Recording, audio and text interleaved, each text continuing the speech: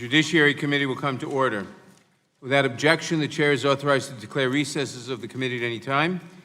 We welcome everyone to today's hearing on oversight of the U.S. Department of Justice, report by Special Counsel Robert Mueller III on the investigation into Russian interference in the 2016 presidential election and related matters.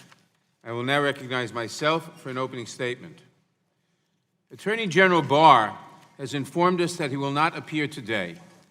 Although we worked to accommodate his concerns, he objects to the prospect of answering questions by staff counsel and to the possibility that we may go into executive session to discuss certain sensitive topics. Given the Attorney General's lack of candor before other congressional committees, I believe my colleagues and I were right to insist on the extended questioning. To my knowledge, not even the ranking member was opposed to the idea of moving into closed session if necessary.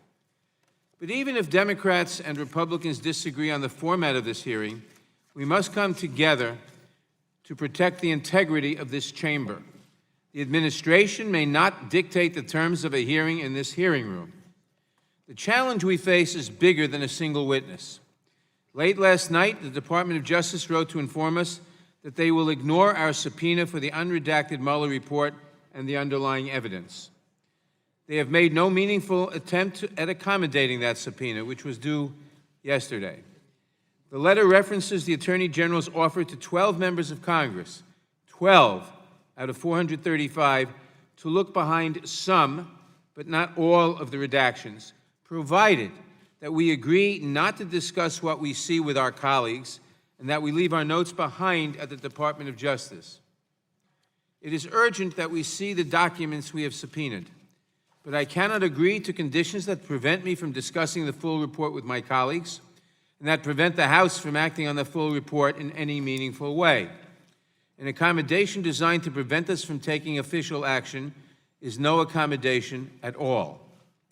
Every member of this committee, Democrat and Republican alike, should understand the consequences when the executive branch tells us that they will simply ignore a lawful subpoena from Congress. If left unchecked, this act of obstruction will make it that much harder for us to hold the executive branch accountable for waste, fraud, and abuse, or to enact legislation to curb that kind of misconduct, or any kind of misconduct, no matter which party holds this chamber or the White House at a given moment. The challenge we face is also bigger than the Mueller report. If all we knew about President Trump were contained in the four corners of that report, there would be good reason to question his fitness for office. But the report is not where the story ends. In the days since the Department of Justice released the redacted version of the report, President Trump has told Congress that he plans to fight all of our subpoenas.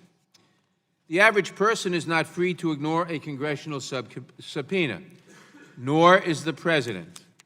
His promise to obstruct our work extends far beyond his contacts with the Russian government and allegations of obstruction of justice. The president has also prevented us from obtaining information about voting rights, ACA litigation, and his cruel family separation policy, among other matters. The challenge we face is also not limited to this committee. In recent weeks, administration witnesses have simply failed to show for properly noticed depositions. The Secretary of the Treasury continues to ignore his clear statutory obligation to produce the president's tax returns. The president's private attorneys sued Chairman Cummings in his personal capacity in an attempt to block the release of certain financial documents.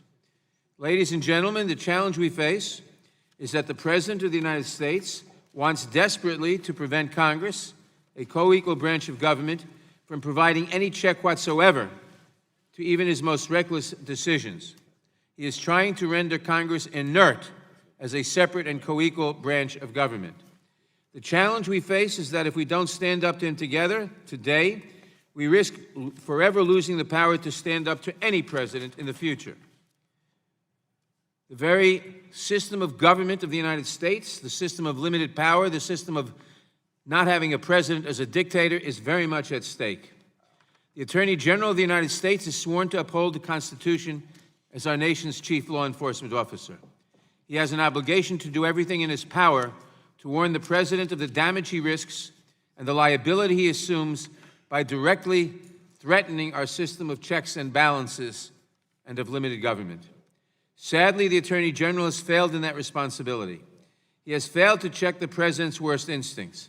He has not only misrepresented the findings of the Special Counsel, he has failed to protect the Special Counsel's investigation from unfair political attacks. He has himself unfairly attacked the Special Counsel's investigation. He has failed the men and women of the Department of Justice by placing the needs of the President over the fair administration of justice.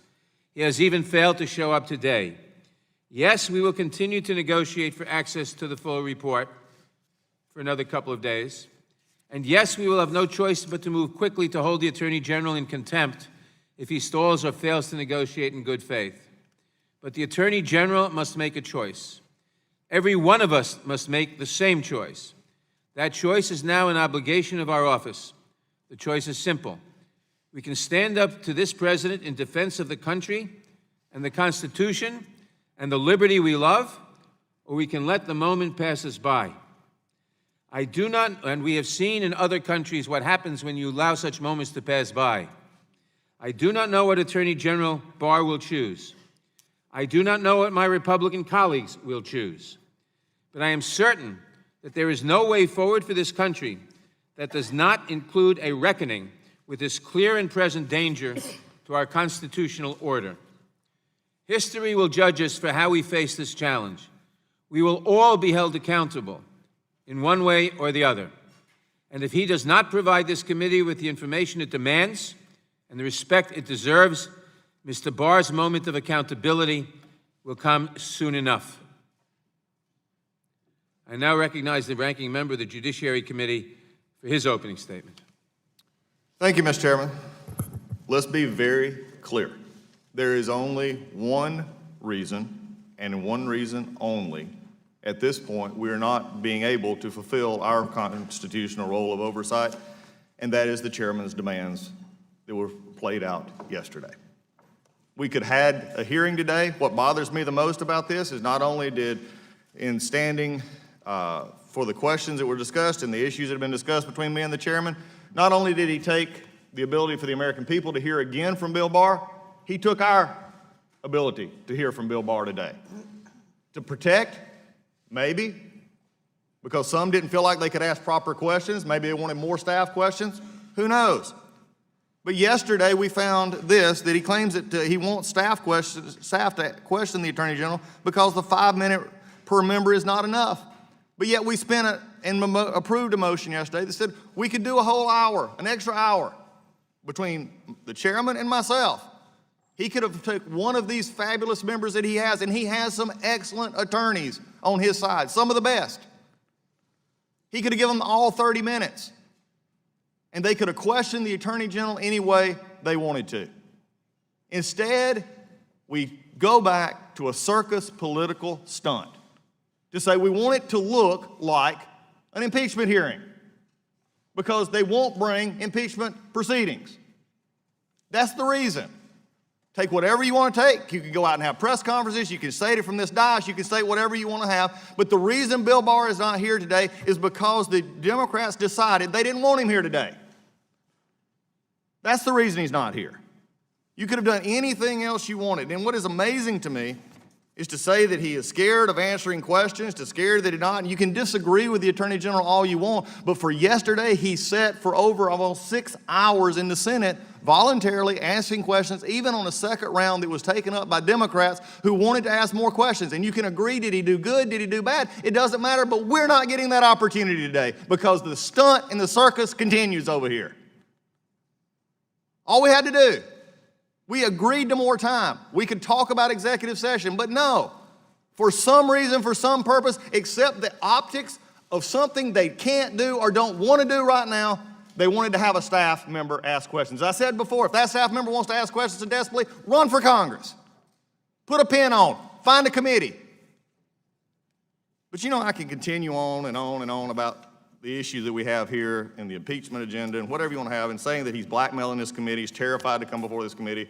I think yesterday he proved he's not terrified to sit before anybody, especially the Senate, which they actually extended the question time on. He answered the question, whether you like the question or not. As my chairman told me yesterday, it's not a matter of where we agree or disagree on this. We have the motions, we move the motion, we do the motion. You can agree with the Attorney General or disagree with the Attorney General, but not hearing from them is a travesty for this committee today. But I would be remiss if I also did not mention the largest tragedy of this day. That actually was from yesterday. The chairman just stated a few moments ago that we can't let moments pass, and I agree completely. Because what happened yesterday on this dais was a travesty. When you do not recognize members for valid motions, when you call things dilatory, questioning the motives of what members are doing it for.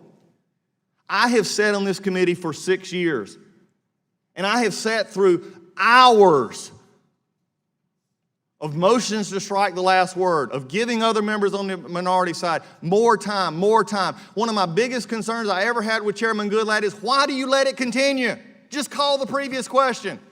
And on two occasions last Congress, he did. On our resolutions of inquiry, after almost 6 to 7 hours of debate. The question I have here is not what Bill Barr is scared of. My question is, what are the Democrats scared of? They don't want Bill Barr here today. They've had the report, they've read it, they don't like what's in it. The chairman won't even go look at what the Attorney General offered him. It's pretty amazing to me. He wants to go in executive session and ask questions about it, but he won't go read it. Now, you can go read it and ask for more.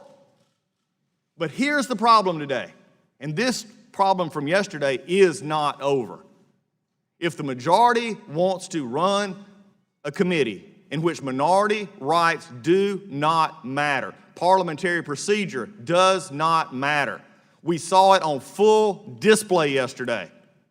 It will not continue. We will continue this exercise, and we will exercise what we have as minority, which is the minority rights to ask questions, to make motions. Because at the end of the day, unless we've forgotten, Mr. Chairman, you've got more votes than we do. You will get what you want. But just like we sat on this side and you sat on this side and got to spend hours talking about whatever you wanted to talk about while Chairman Goodlatte sat there and let you do it. And all you wanted to, and the question that bothered me the most yesterday was, we got time, we got to get on to another bill. Timing does not trump minority rights. And there's not a member on this dais that should say it's not. And freshman members or anybody else who's here for the first time, that's not how this committee works. And if you don't believe me, ask Chairman Sensenbrenner. For 3 times